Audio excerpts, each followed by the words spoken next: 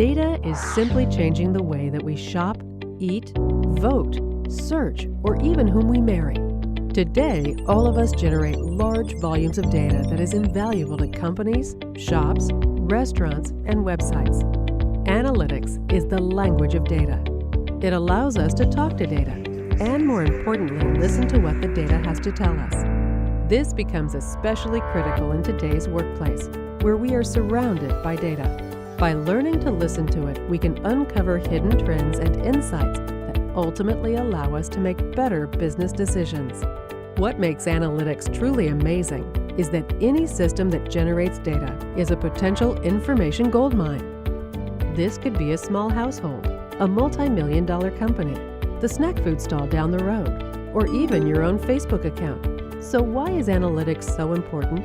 It's because with the tsunami of information available, companies need data analytics specialists or data scientists to control, manage, and make sense of it all.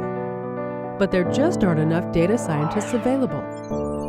All the data scientists in the world would still not fill even 20% of the current demand. This is why switching to a career in analytics and big data can be one of the most interesting and lucrative choices you can make. So, are you interested in learning the language of data? Then welcome to the wonderful world of analytics at Jigsaw Academy.